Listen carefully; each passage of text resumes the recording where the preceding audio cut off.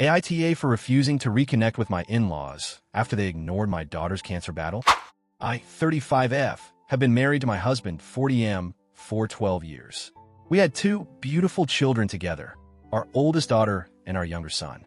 Our life was fairly normal until 2 years ago when our daughter started experiencing unusual intermittent leg pain. The episodes were spaced out and hard to track. We took her to several doctors, but no one could determine the cause. For over a year, we were left with vague answers and growing concern. Eventually, after 14 agonizing months, we were blindsided when doctors discovered a tumor in her abdomen.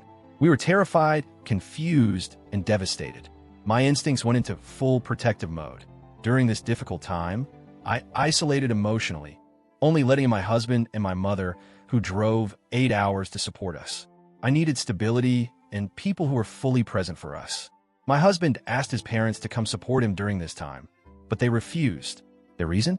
They had to babysit his sister's children, even though his sister lived just 25 minutes away from us, and they lived 5 hours away. I didn't hold it against them at the time, thinking they'd come around when things became more serious. At first, the tumor was believed to be benign. Surgery was scheduled 2 months out. We hoped for the best and tried to stay calm. Meanwhile, the summer passed with minimal contact from my in-laws. They were always too busy watching my sister-in-law's kids, and they never made the trip to see ours. When the surgery finally happened, my mother returned once again. The surgeons removed what they could, only 60% of the tumor, and informed us that it looked malignant. Days later, our worst fears were confirmed. It was cancer. Our daughter began an intense, aggressive treatment plan that included 5 rounds of chemo, 2 stem cell rescues, and 6 cycles of immunotherapy. We implemented strict safety protocols to protect her. She had a central line, meaning any infection could be deadly. We asked my in-laws to follow precautions like wearing a mask if they visited.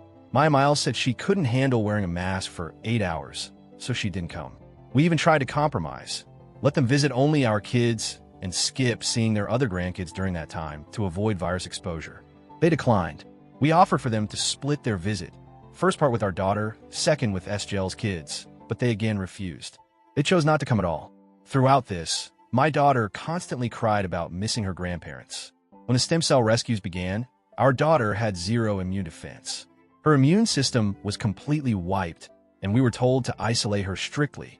Only my mother and I were allowed to provide care during this time, and I was okay with that.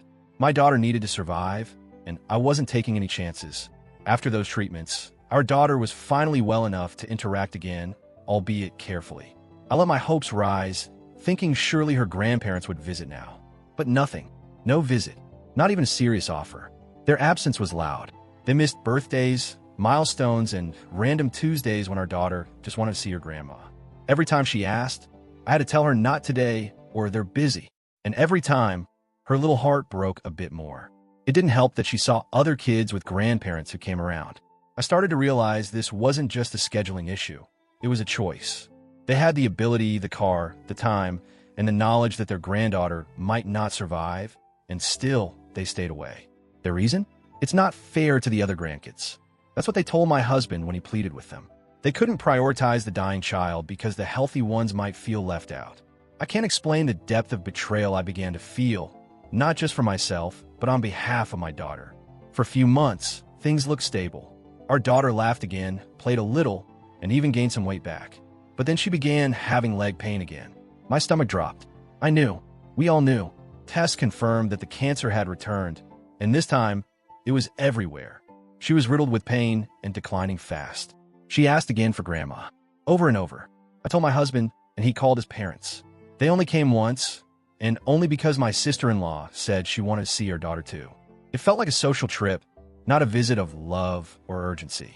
As the end neared, her condition worsened drastically.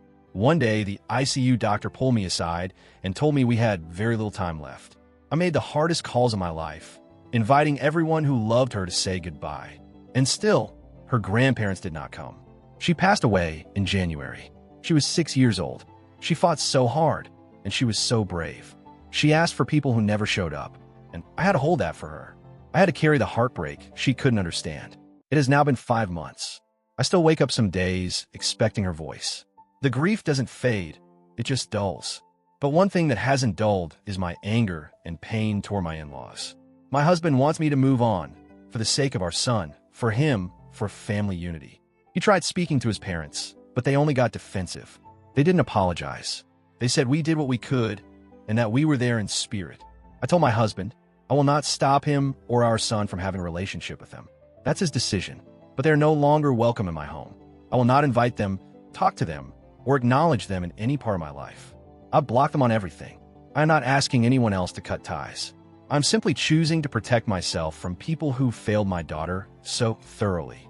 My husband says I'm being unfair and cruel, that I'm punishing them and tearing the family apart. But from where I stand, they made their choices.